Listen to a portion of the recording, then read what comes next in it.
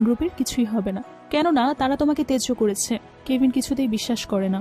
Area বলে, তুমি ছাড়াও তাদের আরো ছেলে আছে, তারা নিশ্চয়ই তোমার জন্য নিজেদের পথে বসাবে না। আরিয়া ও লিয়াম একটা নিলামে আসে। সেখানে তারা নিজের সব হারানো কেভিনকে দেখে সেলিনা সুর চামচামি করতে থাকে। সবাই এটা নিয়ে কথা বলছিল যে সেলিনা তো বুড়ো লোককে বিয়ে করেছে সম্পত্তির লোভে।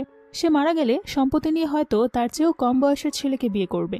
এর মধ্যে সেলিনার নজর লিয়ামের উপর পড়ে। সে লিয়ামকে ড্রিঙ্ক দিতে চাইলে আরিয়া তাকে বলে, মিসেস কুই, আপনার পাশে দাঁড়িয়ে থাকা উনি আমার হাজবেন্ড। সেলিনা ভাবে, আমি যেটা চাই সেটাকে নিজের করে নিই। একটা মেয়ে আরিয়াকে সাবধান করে যে সেলিনার বাজে স্বভাব আছে, সে মানুষের হাজবেন্ডকে নিজের করে নিতেই পছন্দ করে, তাই আপনি সাবধান থাকবেন। আরিয়া বলে, আমার ওর উপর বিশ্বাস আছে, এমন কিছুইও করবে না, আর করলেও কোনো রকম লাভ নেই। আমি তার চেয়েও কিউট ও হ্যান্ডসাম ছেলের সাথে রিলেশনে যাব যদি ও করে। লিয়াম রেগে বলে, ভুলেও সব ভাববে না, তুমি ছাড়া অন্য কারো দিকে আমি তাকাই না। আরিয়া বলে, আমি জানি, তবে তুমি করলে আমিও এমনটা করব।